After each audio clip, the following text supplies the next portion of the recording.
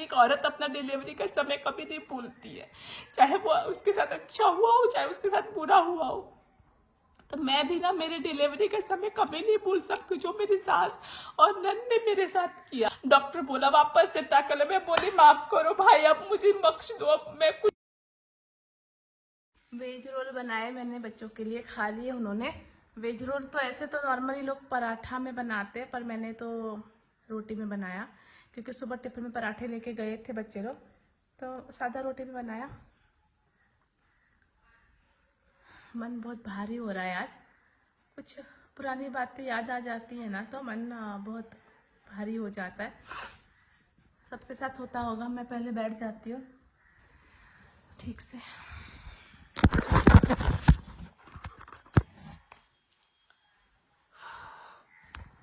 मैंने ना आज इंस्टाग्राम में पूछा कि आप लोगों को मुझसे कोई सवाल पूछना है तो आप पूछ सकते हो।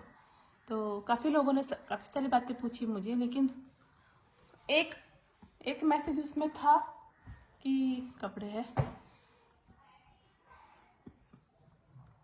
सबके जीवन में कोई ना कोई कमी होती है। आपके जीवन में क्या कमी है? तो देखो, मेरे जीवन में ना पैसे की कमी पहले बहुत थी, पर मैंने कभी उस चीज़ को ना इतना अपने दिल पे लिया ही नहीं। आज भी अगर मेरे पास पैसे है तो है, नहीं है तो नहीं है, मेरे को कुछ फ़र्क नहीं पड़ता है। मेरे पास अगर कम भी रहा ना तो मैं कम में भी गुजारा कर सकती हूँ, क्योंकि मैंने तो ऐसे दिन भी देखे हैं ना जब हम लोग भूखे सोते थे। नहीं फ़र्क पड़ता है, पैसों से मेरे को ना कोई फ़र्क नहीं पड़ता है। लेकिन ना मेरे जीवन में एक कमी है जो शायद कभी पूरी नहीं हो सकती है। हो सकती है, हो गई है, लेकिन उसके जगह कोई नहीं ले सकता है, और वो है मेरा बेटा, मेरा बड़ा बेटा, जो कि गुनगुन से बड़ा था। वो मेरा बेटा, मेरा लड़का, जो जिसको मैंने जन्म दिया, 9 महीने अपने पेट में रखा। मैंने उस सवाल का जवाब दिया कि मेरे जिंदगी का सबसे बुरा, सबसे जो मेरे ज़िंदगी में कमी है वो है मेरा बड़ा बेटा। तो काफ़ी सारे लोगों ने पूछा कि दीदी आपको आपके बेटे को क्या हुआ, क्या आपका बेटा भी था इस दुनिया में? तो हाँ, मैंने इसके ऊपर पहले भी एक बार ब्लॉग बनाया था, मेरे ख्याल से 2 साल हो गए, 2 साल पहले बनाया था। लेकिन अब कुछ नए लोग हमारे साथ जुड़ गए हैं, तो वो लोग भी जानना चाहते हैं कि क्या हुआ था मेरे साथ। मेरी ज़िंदगी का सब सबसे बुरा समय अगर मैं कहूँ ना तो वही था, सबसे बुरा समय। तो मतलब मेरा बेटा था गुनगुन से बड़ा, 1 साल बड़ा था उससे, ठीक 1 साल बड़ा, जिसकी डेथ हो गई हनुमान जयंती के दिन 2009 में। 2009 में उसकी डेथ हो गई। वो मतलब मेरी शादी 2008 में हुई थी, और मैं एक महीना मेरे पीरियड्स आए, और उसके बाद मेरे पीरियड्स नहीं है। मतलब मैं 1 महीने बाद ही मेरा प्रेगनेंसी रह गया था, मैं प्रेग्नेंट हो चुकी थी। उस समय ना मेरे हस्बैंड की जॉब नहीं थी, और हम लोगों को बहुत सारी प्रॉब्लम्स थी पैसों की। हम लोग पूरा जॉइंट फैमिली, मतलब मेरा देवर, मेरी नंद, मेरे ससुर जी, सास, सब लोग रहते थे जॉइंट फैमिली में। रेंट के घर में रहते थे हम लोग, यहीं पिंपरी में हमने घर लिया हुआ था, और हम लोग रहते थे रेंट पे। तो मतलब मेरा प्रेगनेंसी रह गया, और मेरा फर्स्ट प्रेगनेंसी ही था। मैं बहुत छोटी थी तभी, नया नया ही मेरा शादी हुआ ही था, तो उतना अक्ल था नहीं मेरा कि मैं, खाना मुझे जाता नहीं था, बहुत सारी वॉमिटिंग होती थी उस समय में, पैसे नहीं रहते थे, और दवाई के लिए भी कभी कभी तो पैसे नहीं रहते थे, बहुत ज़्यादा दिक्कतें थी उस समय में। लेकिन फिर भी मतलब मेरा प्रेगनेंसी था, कंटिन्यू किया हमने। इन्होंने बोला कि अब है बच्चा तो रहने दो, कंटिन्यू करो इसको, तो हमने उसको कंटिन्यू किया। मेरे पेट में ना अनाज का एक दाना नहीं टिकता था उस समय, लेकिन मैं रोज़ माता रानी से कहती थी कि माता रानी मेरा बच्चा बस सही सलामत आ जाए। मेरी मम्मी रोज़ कॉल करती थी, और मेरे हस्बैंड ने ना मुझे मायके नहीं जाने दिया था, बोले थे कि तुम्हारा डिलीवरी यहीं पे होगा, तुम हम मुझे छोड़ के कहीं नहीं जाओगे। वो ना मेरे बिना नहीं रह पाते थे, और मेरी सास ने भी बोला कि मैं हूँ ना, मैं सब करूँगी, तुमको जाने की ज़रूरत नहीं है। तो मैं नहीं गई मेरे मायके, और मैं यहीं पर थी, ससुराल में ही थी, पिंपरी में ही, और वहीं बगल में ही था स्वामीनाथन हॉस्पिटल, वहीं पे मेरी ट्रीटमेंट चल रही थी। देखते देखते देखते देखते सुख दुख करते करते 7 महीने गुजर गए। 7वां महीना मेरा चल रहा था, तब मैंने सोनोग्राफी करवाई, तो पता चला कि बच्चा मेरा छोटा है, मतलब उतना उसको ग्रोथ नहीं हुआ है। तो डॉक्टर ने ढेर सारी दवाइयाँ लिख के दी, बोले कि ये तुमको खानी है वरना बच्चे को कुछ भी हो सकता है। तो फिर इन्होंने लेकर आए सारी दवाई। तब ना मेरे हस्बैंड ट्यूशन पढ़ाते थे, उनके पास जॉब भी नहीं थी, और घर घर जाकर ट्यूशन पढ़ाते थे। तो लेकर आए सारी दवाई, मैंने 1 महीना जमकर दवाई खाई, जमकर खाना खाया कि मेरे बच्चे को कुछ नहीं होना चाहिए। मेरी सासू माँ ने भी बहुत केयर किया। मेरी मम्मी रोज़ कॉल करती थी, पिंकी तू कैसी है बेटा, तू कैसी है। सारे सब लोग ने मुझे सब कुछ समझाया, सब कुछ स्मूथली सब कुछ जा रहा था। 8वें महीने में फिर से सोनोग्राफी हुआ, तो बच्चा ओके था, मतलब उसका वेट, उसने वेट गेन कर लिया था बेबी ने, और वो सही था, सब कुछ अच्छे से जा रहा था। फिर मेरा ना 9वां महीना स्टार्ट हो गया, मतलब 8वां खत्म हो गया और 9वां लग के हो गया था 10 दिन। तो मेरा जो बच्चा था मेरे पेट में, वो बहुत ज़्यादा मूवमेंट करता था, बहुत उसकी मूवमेंट होती थी। अब मुझे ना वो फील होती थी जैसे कि फुटबॉल कोई खेल रहा ना, उस टाइप का मुझे फील होता था। तो देखो मेरा फर्स्ट ही प्रेगनेंसी था, उतना बुद्धि मुझे भी नहीं था। मैं मेरी सास को बताती थी कि मम्मी अभी इधर लात मारा, अभी इधर ऐसे हुआ, सब कुछ अच्छे से जा रहा था। लेकिन एक दिन क्या हुआ ना, रात को मुझे ऐसा लगा कि मूवमेंट कुछ कम हो रहा है करके, है ना, ऐसा मुझे फील हुआ। फिर देखा कि फिर मूवमेंट स्टार्ट हो गया था उसी रात को। तो मुझे लगा कि नहीं, अभी तो मूवमेंट हो रहा है, तो सब कुछ ठीक है। और फिर अगले दिन मैं सब अपना काम धाम करने लगी। सुबह उठकर, उसी दिन मेरा ना अपॉइंटमेंट था, डॉक्टर के पास जाना था, मतलब रेगुलर चेकअप के लिए। तो मैं 2 बजे चली गई डॉक्टर के पास। तभी मतलब मूवमेंट नहीं हो रहा था मेरे बेबी का। जब मैं डॉक्टर के पास गई तो मैंने उनको बोला कि देखो इसका मूवमेंट नहीं हो रहा है, अभी मैं जब से आपके दवाखाने में आई हूँ तब से तो नहीं हुआ है। तो उन्होंने सब कुछ टेस्ट किया, वो धड़कन वगैरह सुना, उन्होंने मुझे कुछ नहीं बताया। बोले कि तुम जाओ और ये अर्जेंट में ये सोनोग्राफी करवाओ। तो मैं गई और अर्जेंट में सोनोग्राफी करवाई। मेरे हस्बैंड भी आए साथ में, बाइक से वो गए, मैं और मेरी सास ऑटो से गए, सोनोग्राफी करवाए। रिपोर्ट आया, कुछ तो अलग सोनोग्राफी करवाया था उन्होंने, मुझे अभी नाम नहीं याद है उसका, लेकिन उस समय में उस सोनोग्राफी का 2500 रुपये लिए थे। कुछ तो अलग टाइप का सोनोग्राफी था। सोनोग्राफी करवा के आई, क्लिनिक में मैं आई, तब तक बज गए थे 7। मैं गई थी कितने बजे हॉस्पिटल में, 2 बजे से गई हुई थी, 7 बज गए थे। तो फिर डॉक्टर ने सोनोग्राफी चेक किया, उन्होंने कहा कि तुम्हारे बेबी का धड़कन नहीं है, बेबी ख़त्म हो चुका है तुम्हारे पेट में। तो मैंने कहा कि अच्छा, ऐसे कैसे ख़त्म हो गया? तो बोला कि मूवमेंट नहीं है उसका। एक्चुअली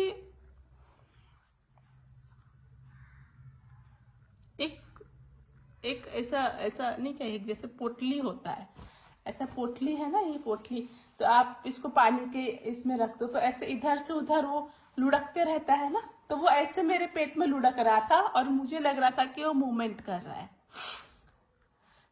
मतलब मैं कैसे आप लोगों को समझाऊं कि ये एक पोटली है ना, इसको आप, एक बैलून है, ये बैलून है, इसको आप पानी के मग्गा में, बकेट में रख दो तो ऐसे ऐसे गुलाटी मारेगा ना ये। तो वही मेरे साथ हुआ, मुझे पता नहीं चला कि बेबी का मूवमेंट ख़त्म है, नहीं है बेबी। और ये मतलब हमको पता चला रात के 8 बजे पता चला, और मैं बिल्कुल भी होश में नहीं थी। मेरा बिल्कुल भी, मुझे कुछ भी कंट्रोल नहीं था उस समय में। मैं बहुत छोटी थी और मेरे हस्बैंड भी बहुत छोटे थे उम्र में। तो फिर मेरे हस्बैंड ने बोला कि अब क्या, डॉक्टर को पूछा अब क्या, तो बोले अब क्या, बच्चे को निकालना पड़ेगा, हो सकता है ऑपरेशन करना पड़ेगा, फिर नॉर्मल डिलीवरी हो जाए। तो मैं इतनी बुर्बक थी ना, मैं डॉक्टर को क्या पूछ रही हूँ कि अच्छा आप ऑपरेशन करोगे तो मुझे मेरा बच्चा मिल जाएगा। डॉक्टर बोले देखो वो इस दुनिया में नहीं है, वो तुमको नहीं मिल सकता है। मैं इतना रोने लगी। डॉक्टर ने कहा कि आप यहाँ पे रोना धोना मत करो, यहाँ पे और भी पेशेंट है, आप अभी घर जाओ, अभी घर जाओ और मेंटली प्रिपेयर होके सुबह 8 बजे एडमिट हो जाना अस्पताल में। अब आप सोचो कि मुझे पता है कि मेरे पेट में बेबी है जो मर चुका है, मेरे हस्बैंड को पता है कि मेरे वाइफ के पेट में बेबी है जो मर चुका है। मतलब हम लोग एक रूम में सोए थे, है ना। रात को मतलब घर आए, मैंने मेरी मम्मी को बताया सब कुछ। मेरी मम्मी मुंबई में रहती थी उस समय। मम्मी बोली सुबह की ट्रेन पकड़ के आ रही हूँ।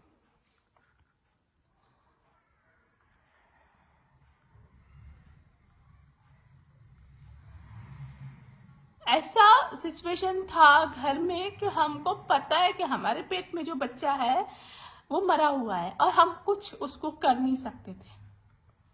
हमारे बिल्डिंग के लोग आए, सोसाइटी के लोग आए, आजू बाजू के लोग सब घर में आए और ऐसा ऐसा मातम सा माहौल था घर में, रोहा रोट हो रहा था। और मैं भी बहुत रो रही थी कि ये क्या हो गया। गांव से मेरी मौसी सास का, चाची सास का, सबके कॉल्स आने लगे, कॉल पे कॉल सबके। और मेरी हालत बहुत ज़्यादा ख़राब थी। कंचन ने तब खिचड़ी बनाई थी घर में। उस दिन खिचड़ी बना हुआ ही था, मतलब पहले से ही बना था, पर मैंने एक कॉल खिचड़ी मेरे गले के अंदर गया नहीं। और रूम में मतलब रात को देखो, मैं और मेरे हस्बैंड दोनों सोए हुए रूम में, ठीक है। तब हमारे पास पलंग नहीं था, नीचे ही गद्दा बिछा के हम सोते थे। तो हम सोए हैं और हमको पता है कि हम दोनों जिंदा इंसान हैं और हमारे बीच में जो बच्चा है, जो मेरे पेट में बच्चा है, वो मर चुका है।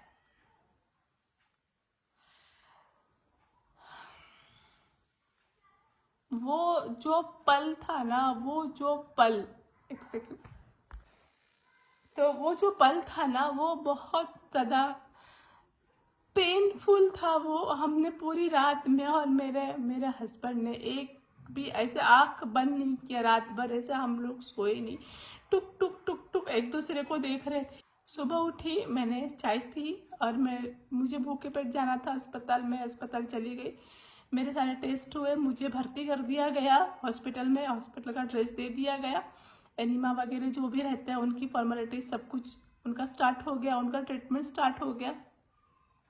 मेरी सास मेरे साथ ही थी तब तक। मेरे मायके वाले भी सब लोग आ गए, मेरी दीदी, मेरी मम्मी, सब लोग अस्पताल में आ गए।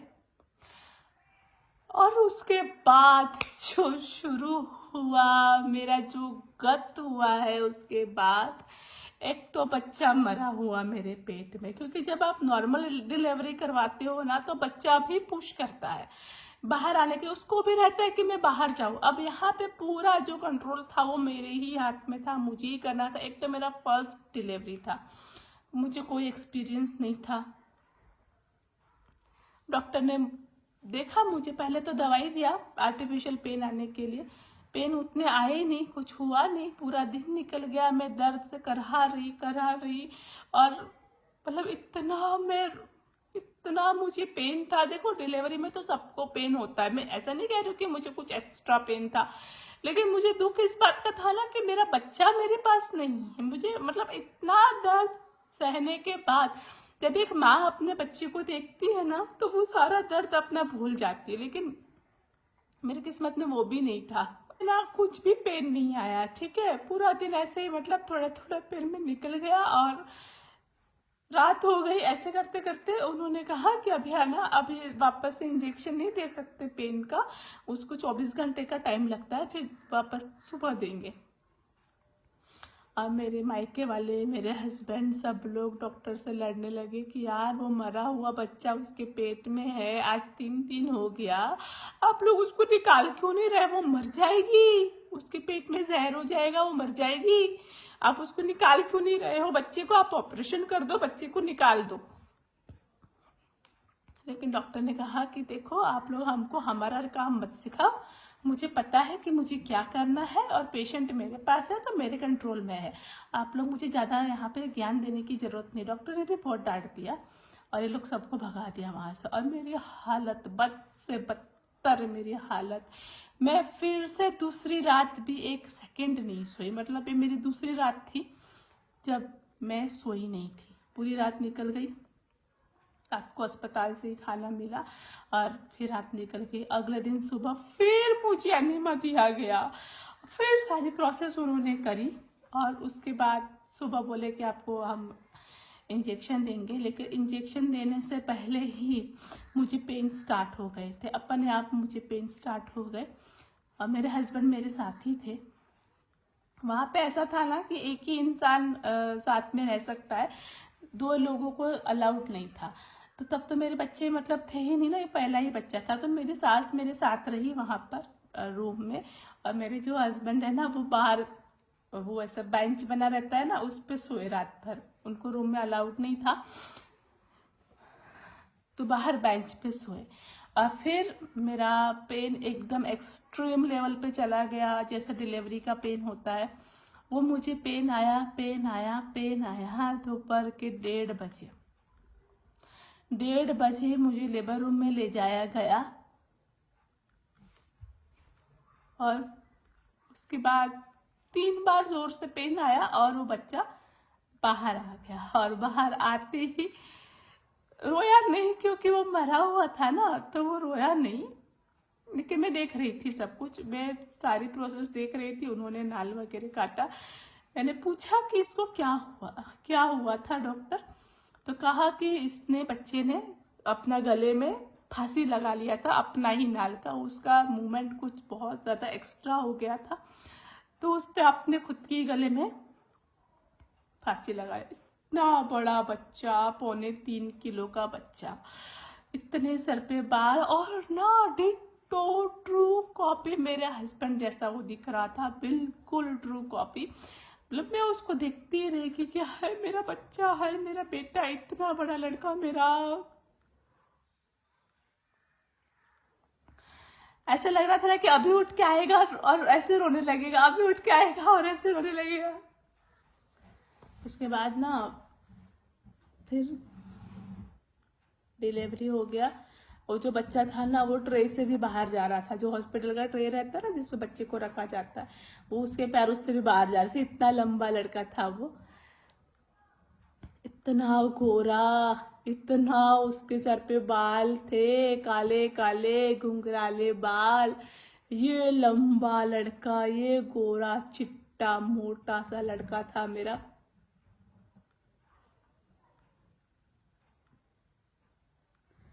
मेरे पास ना उसकी कोई तस्वीर नहीं है, तस्वीर ली ही नहीं किसी ने। क्या मरे हुए इंसान की क्या ही तस्वीर लेंगे, है ना।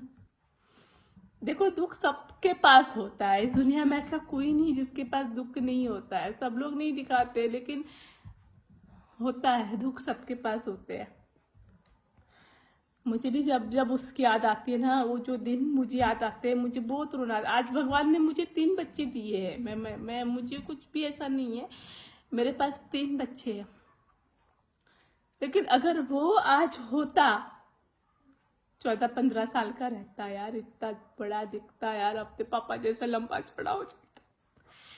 ऐसा लगता है यार बड़ा सा, क्योंकि उसकी हाइट थी, वो पैदा ही हुआ था तो इतना लंबा दिख रहा था, तो पक्का उसकी हाइट बहुत बढ़ जाती है ना। जब आप ही बताओ, जब पैदा ही हुआ था तो लंबा दिख रहा था, तो हाइट नहीं बढ़ती क्या? 14-15 साल में लंबा चौड़ा नहीं दिखता क्या? वो बताओ।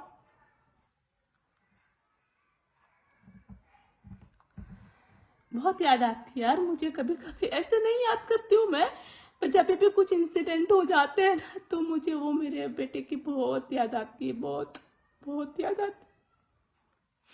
जन्मा उसके बाद फिर मेरा भाई भी था साथ में। मेरे भाई ने उसको उठाया, क्योंकि मेरे हस्बैंड की भी हालत बहुत खराब थी, तो उसको उठाया, सफेद कपड़े में लपेटा मेरे बच्चा को। डॉक्टर ने कहा कि देखो, यहाँ पे रोना धोना नहीं करना। और उसको ना दफनाने के लिए ले गए। वहाँ पे कुछ था, कब्रिस्तान टाइप का था, वहीं पे ले गए शायद। वो मतलब डॉक्टर ने कहा था कि वहीं पे दफनाते हैं जो बच्चे मरे हुए पैदा होते हैं उनको। वो कासरवाड़ी में था। तो मेरा भाई और मेरे पति गए ऑटो से, ऐसे ऐसे हाथ में लेकर गए उसको सफेद कपड़े में, और उसको वहां पे दफना दिए। फूल माला अगरबत्ती सब चढ़ाए, और वो जो था ना मिट्टी खोदने वाला, उसको 500 रुपये दिए और वापस आ गए घर पे। घर पे नहीं, अस्पताल में आए। और मुझे मेरा बच्चा ला के दो, मुझे मुझे मेरा बच्चा चाहिए, मुझे मेरा बच्चा चाहिए। और मेरी हालत ऐसी थी ना कि किसी किसी का बच्चा ना अस्पताल में, मैं सोचती थी मैं इसका बच्चा लेके भाग जाऊँ, मैं उसका बच्चा लेके भाग जाऊँ, अब मुझे बच्चा नहीं होगा, मुझे कभी बच्चा नहीं होगा। बहुत ज़्यादा मेरी हालत ख़राब हो गई थी। उसके बाद मैं बहुत ही भयंकर डिप्रेशन में चली गई थी। बहुत ही भयंकर वाला डिप्रेशन का शिकार हुई थी मैं। मुझे घर पे लेकर आए, नॉर्मल डिलीवरी हुआ था। डॉक्टर ने पैसे भी बहुत कम लिए मुझसे, कुछ 2-3 हज़ार रुपये ही चार्ज लिए, क्योंकि एक तो हमारी कंडीशन बहुत ख़राब थी फाइनेंशियली, और बच्चा भी खो चुके थे हम लोग। दुख का माहौल था। घर पर आए और मेरी सास ने ना मेरा पूरा केयर किया, ठीक है ना, झूठ नहीं बोलूँगी। तो वो शाम का टाइम है, मैं झूठ नहीं बोलूँगी। मेरी सास ने ना मेरे पीरियड्स के नैपकिन तक फेंके, क्योंकि मैं इतना ज़्यादा डिप्रेशन में थी, मैं इतनी ज़्यादा, मेरी हालत ख़राब थी, मुझे कुछ भी होश नहीं था। ना मैं खाना खाती थी, ना मैं दूध पीती थी, इतनी ज़्यादा मेरी हालत भयंकर ख़राब थी। मेरी सास ने मेरा सारा काम किया, और मेरी ननद ने। आज अगर मैं मेरी सास और ननद को इतना पूछती हूँ ना, तो उन्होंने मुझे ना, वो कहते हैं ना कि एक औरत अपना डिलीवरी का समय कभी नहीं भूलती है, चाहे वो उसके साथ अच्छा हुआ हो, चाहे उसके साथ बुरा हुआ हो। तो मैं भी ना मेरे डिलीवरी का समय कभी नहीं भूल सकती। जो मेरी सास और ननद ने मेरे साथ किया, कभी नहीं भूल सकती हूँ मैं। आज अगर मैं मेरी नंद को इतना सपोर्ट करती हूँ ना, वो बहुत अच्छी है। सचमुच में मेरी सास और नंद है ना, ऐसा मेरा ऐसा नसीब है ना कि मुझे ऐसे लोग मिले, ईश्वर की कृपा है। मेरा हर काम मेरी सास ने किया, हर काम। उसके बाद जो मुझे स्टिचेस लग गए थे, उसमें मुझे घाव हो गया, क्योंकि टाके लगे थे मुझे। फर्स्ट डिलीवरी था तो टाके लग गए थे नीचे, उसमें मुझे इतना बड़ा घाव हो गया, इतना पेन, उसमें इतना पस हो गया था, इतना पेन रहता था। वो ट्रीटमेंट मेरा 15 दिन और चला। डॉक्टर बोला वापस से टाका ले। मैं बोली माफ करो भाई, अब मुझे बख्श दो, अब मैं कुछ टाका विका नहीं देने वाली हूँ, मुझे ऐसे ही मर जाने दो, मुझे कुछ नहीं करना। ये लोग ना मुझे बांध के रखते थे, इनको लगता था मैं किधर जाके मर जा।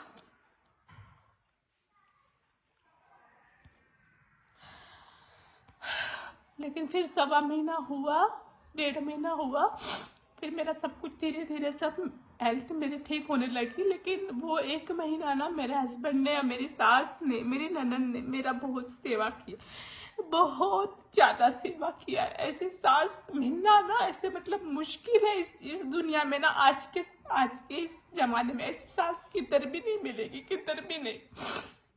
जो मेरी सास बहुत किया है, मेरी सास बहुत बहुत मेरे लिए किया।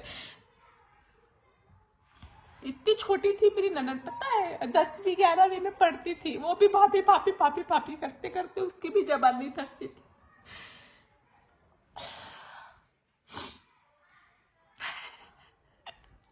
ऐसे रस्सी बांध के रखती थी कि मैं भाग जाऊंगी।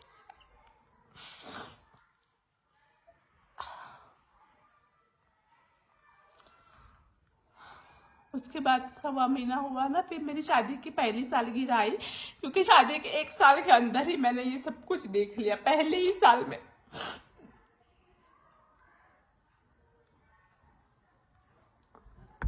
पहले ही मैंने अपने पापा की मौत देखी हुई थी घर में, और फिर ये शादी के 1 साल में बहुत कुछ देख लिया मैंने। फिर जब मेरी फर्स्ट एनिवर्सरी आई ना, 26 मई को मेरी सालगिरह आती है, तो फिर वही 22-23 मई को हम लोग गोवा के लिए निकले, हम दोनों हस्बैंड वाइफ। और फिर इन्होंने मुझे गोवा घुमाया। पैसे नहीं थे, फिर भी लेकर गए, यहाँ वहां से जुगाड़ करके, क्योंकि मेरा दिमाग ही हालत खराब थी मेरी ना, दिमाग खराब था मेरा, खाली बच्चा बच्चा बच्चा बच्चा करता। जैसे उसे में एक आंटी आके बोल दी कि एक बार इसका साथ ऐसा हो जाता है, उसको वापस बच्चा नहीं होता है। तो मैं और पागल कि अब मुझे बच्चा ही नहीं होगा।